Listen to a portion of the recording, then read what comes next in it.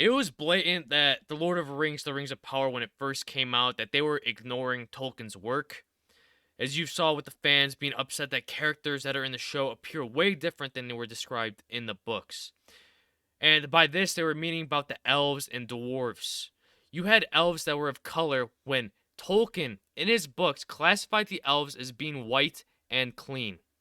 Yet they're trying to appease that little minority by adding this diverse group of casting, as well as with the dwarves having people of color as dwarves and having these lady dwarves, which in the books are depicted as having beards and essentially looking like a man. That is just how their race is, and yet they continue to ignore it. And now it is very clear that they are ignoring Tolkien's work, as the showrunner himself even admits to this. The Lord of Rings, The Rings of Power showrunner explains why they decide to ignore Tolkien's writings and depict their own creation of Mordor. The Lord of Rings, The Rings of Power showrunner Patrick McKay explained why he and Prime Video decided to ignore J.R.R. Tolkien's writings and depict their own creation of Mordor. These people are acting as if this is their only fault, was the creation of Mordor, coming out that that was the only thing that they ignored of Tolkien's work, when in fact it wasn't, as Tolkien's they're not talking anything about the being diverse, which Tolkien in his books didn't have.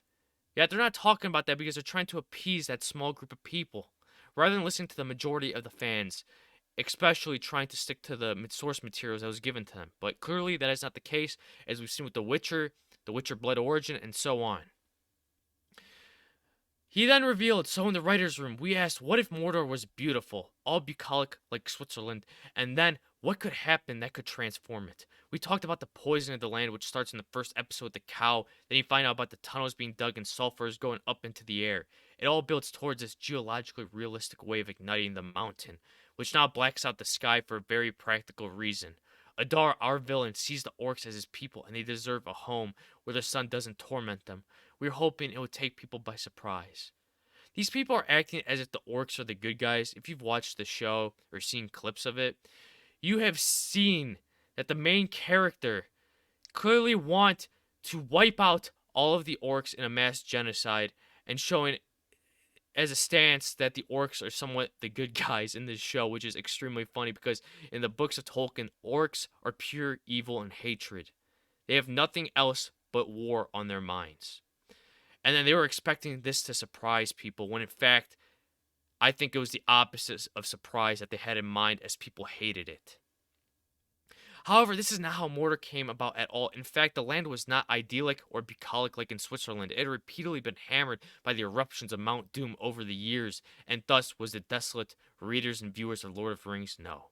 In The People of Middle-earth, Christopher Tolkien writes in the notes section of the book that the name Mordor was maybe already an elvish name for that region, because of its volcano Orodruin and its eruptions, which were not made by Sauron, but were a relic of the devastating works of Melkor in the long First Age. In the Silmarillion, Tolkien details that Sauron made Mordor his home because of the volcano he wrote. There above the valley of Gorgoroth was built his fortress vast and strong, Barad-dûr, the Dark Tower, and there was a fiery mountain in that land that the elves named Orodruin. Indeed, for that reason Sauron had set there his dwelling long before, for he used that fire to weld there from the heart of the earth in his sorceries and his forgings, and in the midst of the land of Mordor he had fashioned the ruling ring. And the article continues, just showing how terrible of a job that they did with Mordor and depicting how it came out to be. Just continues on.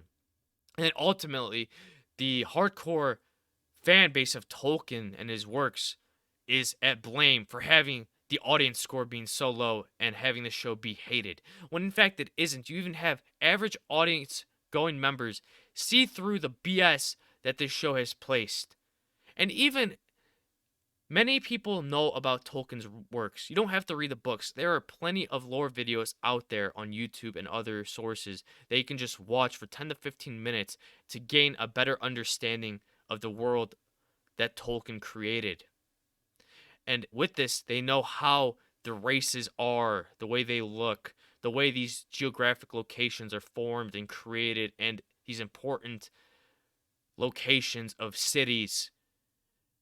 And yet, they are continuing to blame them because of them not accepting this new ideal of this modern television and always trying to stick and appease the small minority of people rather than the vast majority, as we've said time and time again. And yet they will continue to fail. I'd like to hear your guys' thoughts on this. If you enjoyed, please don't forget to subscribe, like, comment, and share. And I'll catch you all in the next one. Bye bye.